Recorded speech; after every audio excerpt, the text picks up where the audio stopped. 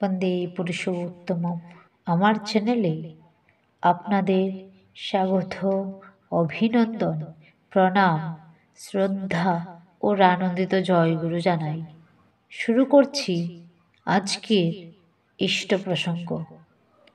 প্রফুল্লদা একবার শ্রী শ্রী ঠাকুরকে প্রশ্ন করেছিলেন, মানুষ আনন্দ আনন্দ করে, কিন্তু পদে পদেই তো পাহাড় প্রমাণ বাধা। উত্তরে শ্রী শ্রী ঠাকুর বলেছেন, সংগ্রামই তো জীবন, বিরুদ্ধতাগুলি যেন মৃত্যুর রেশ, তাই সেগুলিকে জয় করার মধ্যে আমাদের এত আনন্দ। এই হলো জীবনের বিধি। কিন্তু আজকাল আমাদের ধারণা বিকৃত হয়ে গেছে। সুখ, শান্তি, স্বাচ্ছন্দ্য বলতে আমরা বুঝি নির্ঝঞ্ঝাট জীবন, কোনো ঝামেলা থাকবে না, বাধা থাকবে না, কষ্ট থাকবে না, অভাব থাকবে না, আরামে খাবো দাবো আর স্ফূর্তি করব, তা কিন্তু নয়। বাধা, অভাব, অভিযোগ, সমস্যা ইত্যাদিকে অতিক্রম করতে গিয়েই আমাদের শক্তি বৃদ্ধি হয়, আর তাতেই আনন্দ। প্রতিকূলকে নিয়ন্ত্রণ, সামঞ্জস্য, সমাধান যে যত করতে পারে, সে নিজেকে ততখানি অনুভব ও উপভোগ করতে পারে, তার বুদ্ধিও ততখানি বিকশিত হয়ে ওঠে, ব্যক্তিত্বও বেড়ে যায়।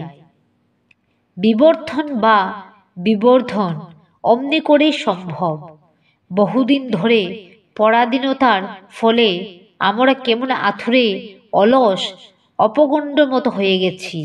বীর্যের জীবন, পরাক্রমের জীবন, জয়মুখর সংগ্রামের জীবন আমাদিগকে আজকাল আর প্রলুব্ধ করে না। তাই ভয় কাতুরে হয়ে বাস্তবতাকে এড়িয়ে ফাঁকি দিয়ে জীবন কাটিয়ে দিতে চাই। এইভাবে সমস্যাকে যত এড়াতে চাচ্ছি, তার থেকে যত গা বাঁচাতে চাচ্ছি, ততই নানা সমস্যার আঘাতে জর্জরিত, কত বিক্ষত হচ্ছি।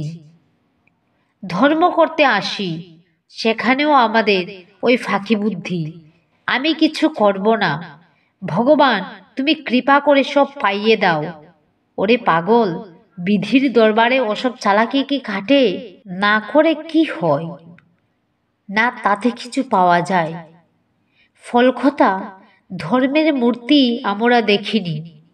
ধর্ম যেখানে, সেখানেই বীর্য, জয়, যশ, ঐশ্বর্য। ভক্তি কখনো মানুষকে দুর্বল করে না, সে মানুষকে করে তোলে চির পরাক্রমশীল, ঊর্ধ্বী অনুরাগ সম্পন্ন।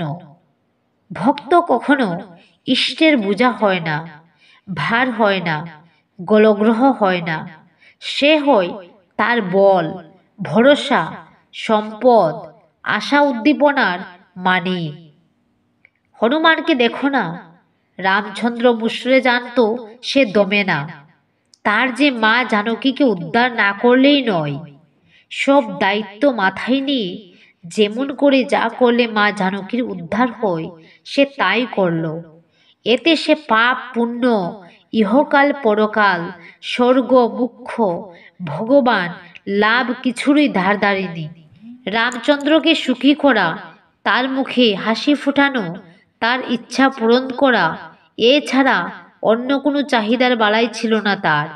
নিজেকে ভুলে গিয়ে ইষ্টের তৃপ্তির জন্য, তার প্রীতির জন্য এমন বেপরোয়া ভাবে কর্ম মাতাল হয়ে ওঠাটাই ধর্ম। ওই পথে আত্মনিয়ন্ত্রণ, ভগবান লাভ, সুখ শান্তি, আনন্দ, জয় যশ, ঐশ্বর্য, সাফল্য, সার্থকতা সবই এসে সহজে ধরা দেয়, কিন্তু কোনোটার জন্যই মাথা ঘামাতে হয় না। সত্যি তো, আমরা তাই মনে করি। আসলে প্রকৃত আনন্দ কি করে পাওয়া যায় সেটা আমরা জানিই না। আমরা ভাবি যে হয়তো কোনো বাধা না থাকলে, কষ্ট না থাকলে, অভাব না থাকলে তবেই হয়তো আমরা প্রকৃত আনন্দে থাকব। জয় গুরু। সবাই ভালো থাকবেন, সুখে থাকবেন। আজকের আলোচনা এখানেই শেষ করছি।